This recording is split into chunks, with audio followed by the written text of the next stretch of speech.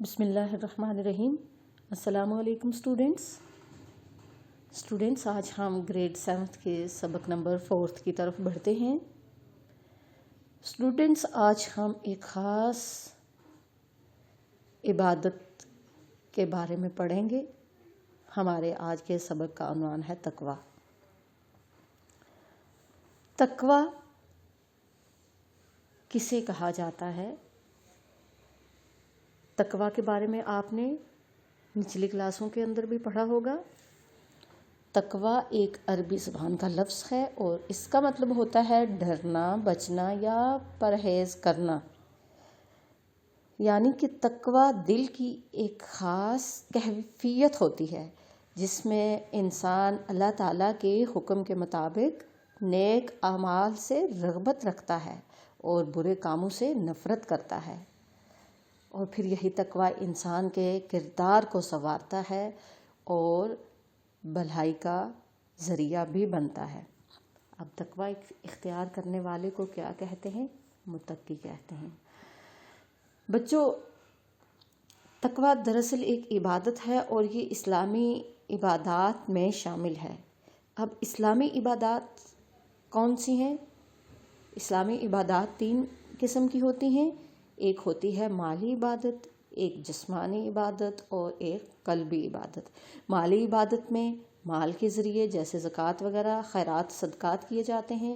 جسمانی عبادت میں جیسا کہ حج، نماز، عمرہ ادا کیا جاتا ہے، اور قلبی عبادت میں جیسے قلب کے ساتھ دل سے اللہ کو خوش کرنے کا جذبہ۔ اور یہ تقوی جو ہے یہ ہماری قلبی عبادت ہے، کیونکہ دل میں اللہ تعالیٰ کا خوف رکھتے ہوئے ہم خود کو برائی سے بچاتے ہیں اور اپنے رب کی خوشنودی حاصل کرنے کے لیے نیکی کرتے ہیں، جس سے ہمیں تقوی حاصل ہوتا ہے۔ ہماری تمام عبادات حاصل کرنے کا ذریعہ ہے، جیسے نماز پڑھنا، روزہ رکھنا، زکوٰۃ، حج ہے۔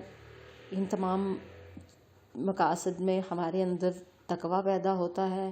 پھر اللہ تعالیٰ نے قرآن میں بھی تقوی اختیار کرنے اور روزمرہ کی زندگی کے معاملات میں بھی تقوی کے مطابق گزارنے کی ہدایت کی ہے۔ ہمارا رہن سہن، ہمارا کھانا پینا، چلنا پھرنا، رزق حلال اور لباس، اور یہ سب شرم و حیا جو ہیں، یہ جتنے بھی ہیں، ان میں سب کو تقوی اپنانے کی تاکید کی گئی ہے۔ یہاں تک کہ لباس میں بھی تقوی کا لباس ہونا چاہیے، اس میں نمود و نمائش نہیں ہونی چاہیے، سادہ لباس ہونا چاہیے، شرم و حیا کے تقاضے پورا کرنے والا۔ اللہ تعالیٰ قرآن میں بھی تقوی کے بارے میں فرماتے ہیں کہ تقوی کا لباس سب سے بہتر ہے، یہ اللہ کی نشانیوں میں سے ہے تاکہ لوگ یاد رکھیں۔ بچوں، تقوی کے 3 درجے ہیں، ایک ہے ادنا درجہ، ایک درمیانہ درجہ اور ایک اعلیٰ درجہ۔ اب ادنا درجہ کیا ہوتا ہے؟ ادنا درجہ ہوتا ہے کہ برائی کو دل سے برا سمجھنا اور اللہ کے عذاب سے ڈر کر نیک اعمال کرنا۔ درمیانہ درجہ ہوتا ہے خواہ چھوٹے بڑے گناہ سے بچنا۔ اعلیٰ درجہ جو تقوی کا ہے وہ یہ ہے کہ ہر اس چیز سے بچنا اور تعلق کو ختم کرنا جو اللہ کی یاد سے غافل کر دے۔ جیسا کہ ہم اللہ کی یاد سے غافل کرنے والی تو اب بہت ساری چیزیں ہیں، ٹیلی ویژن ہے، ہم بیٹھے ہوئے گھنٹوں کوئی مووی اور کوئی ڈرامہ یا کوئی بھی ٹاک شوز دیکھتے رہیں گے، موبائل کا استعمال ہے، اور کچھ ایسی گیمز ہیں جو ہمیں بالکل خدا کی یاد سے غافل کر دیتی ہیں، اور یہ ہم بھول جاتے ہیں کہ خدا تعالیٰ نے ہمارے پیدا کرنے کا مقصد جو ہے وہ اپنی بندگی اور اطاعت رکھا ہے، اور ہم اپنے اصل مقصد سے منہ پھیر لیتے ہیں، تو ایسا ہرگز نہیں ہونا چاہیے۔ اب ہمیں تقوی کی کیوں ضرورت پیش آئی اور اس کی اہمیت کیوں قرآن نے بیان کی؟ چونکہ اس کا یہ مطلب ہے کہ اللہ تعالیٰ اپنے بندوں سے بہت محبت کرتا ہے اور وہ چاہتا ہے کہ اس کے بندے برائی سے بچیں، زیادہ سے زیادہ نیک اعمال کریں، تاکہ وہ اپنے بندوں پر اپنی رحمتیں نہ صرف دنیا میں نازل کرے بلکہ آخرت میں بھی انعامات سے نوازے۔ اللہ تعالیٰ پھر جب انسان اللہ تعالیٰ کے بتائے ہوئے راستے کو اختیار کرتا ہے تو اللہ تعالیٰ اسے ان متقی لوگوں میں شامل فرماتا ہے، اور ان کے لیے خوشخبری ہے، قرآن میں ہے کہ اللہ تعالیٰ تقوی والوں کے لیے ان کے رب کے پاس جنتیں ہیں، جو تقوی اختیار کرتے ہیں ان کے رب کے پاس ان کے لیے جنتیں ہیں جن کے نیچے نہریں بہہ رہی ہیں، اور وہ ہمیشہ اس میں رہیں گے۔ پھر اگلی صورت کے اندر فرمایا کہ بے شک تقوی والے لوگ جنتوں اور چشموں میں ہوں گے۔ تو اسی طرح تقوی کی اہمیت کا اندازہ اس بات سے بھی ہوتا ہے کہ رسول اللہ صلی اللہ علیہ وسلم نے اپنے آخری یادگار خطبہ حجۃ الوداع میں بھی مسلمانوں کو یہ مخاطب کرتے ہوئے کہا تھا کہ کسی کالے کو گورے پر، کسی گورے کو کالے پر، کسی عربی کو اجمی اور عربی کو اجمی اور فارس، کسی بھی طرح کے کسی بھی انسان کو کسی دوسرے انسان پہ کوئی فضیلت نہیں۔ اللہ کے نزدیک برتر صرف وہی ہے جو تقوی اختیار کرتا ہے، جو نیک ہے۔ دنیاوی معاملات میں، رنگت میں، کاسٹ میں، قبیلے میں کسی کو کسی پہ کوئی فضیلت یا فوقیت نہیں ہے۔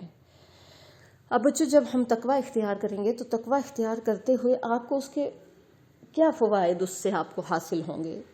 تقوی اختیار کرنے سے آپ میں دنیاوی، روحانی اور اخروی فوائد حاصل ہوں گے۔ آپ کو اللہ کی محبت حاصل ہوگی، آپ کے سارے کام اللہ کے فضل سے بآسانی انجام پا جائیں گے، غور و فکر کی عادت ہوگی، اور اس فکر کے ساتھ آپ اپنے اعمال درست کر لیں گے، عبادت میں دل لگا رہے گا، اللہ تعالیٰ آپ کے ہمارے چھوٹے بڑے گناہوں کو معاف فرما دے گا، حرام چیزوں سے نفرت پیدا ہو جائے گی، رزق میں تنگی نہیں ہوگی، دشمن کے خوف سے ہم محفوظ رہیں گے، اور تقوی کی بدولت لاسٹ پہ اللہ تعالیٰ جنت میں داخل کر دیں گے۔ تو بچوں، یہاں پہ صفحہ نمبر 23 کے اوپر یہاں پہ الفاظ دیے گئے ہیں، ان کے معنی بھی آپ نے لکھنے ہیں، جیسے رغبت ہے، نمائش ہے، اعلیٰ ہے، عجمی ہے، درست، پاکیزہ، بے حرمتی، قلبی، ادنا، غافل، اخری، کبیرہ، بہتان۔ الفاظ کے معنی بھی آپ نے اپنی اردو شیٹ پہ لکھنے ہیں، لوز شیٹ پہ، اور آپ نے کاپی کے پیجز پہ کام نہیں کرنا، بلکہ آپ نے اردو کی اچھی جو شیٹ ہوتی ہے اس پہ آپ نے بہت صاف ستھرا کام کرنا ہے۔ سبق کی آپ نے پڑھائی کر رہی ہیں، اور اس کے بعد سوالات کے جو جوابات دیے گئے ہیں یہ سبق کے اندر سے ہی ہیں، سبق آپ کو سمجھا دیا گیا ہے، اب آپ نے یہ مارک کرنے ہیں، اور ان سوالات کے جوابات کاپی پہ لکھنے ہیں، خالی جگہ دی گئی ہیں، اور ان کو بھی آپ نے کتاب پہ بھی فل کرنا ہے اور کاپی پہ بھی فل کرنا ہے۔ بچوں، آخر پہ آپ کو ایک حدیث نبوی سناتے چلوں کہ رسول اللہ صلی اللہ علیہ وسلم نے فرمایا ہے کہ جو کبیرہ گناہ، جو سب سے بڑے گناہ ہیں، وہ 9 ہیں۔ نمبر 1، اللہ کے ساتھ شریک ٹھہرانا۔ نمبر 2، کسی مومن کو ناحق قتل کرنا۔ نمبر 3، جہاد سے منہ پھیرنا۔ نمبر 4، کسی پاکیزہ عورت پر بہتان لگانا۔ نمبر 5، جادو کا علم سیکھنا۔ نمبر 6، والدین کے حقوق ادا نہ کرنا۔ نمبر 7، سود کھانا۔ نمبر 8، یتیم کا مال کھانا۔ نمبر 9، خانہ کعبہ کی بے حرمتی کرنا۔ اور رسول اللہ صلی اللہ علیہ وسلم نے فرمایا کہ ان کبیرہ گناہوں سے جو شخص اپنے آپ کو بچائے گا، نماز اور زکوٰۃ ٹھیک طریقے سے ادا کرے گا، تو ایسا شخص جنتی ہے، اور جنت میں وہ میرے ساتھ ہوگا۔ ایک اسی اچھی بات کے ساتھ میں اپنے عنوان کو یہاں مکمل کرتی ہوں، اور اگلے سبق کے ساتھ ہم پھر ملیں گے۔ تب تک کے لیے اللہ حافظ۔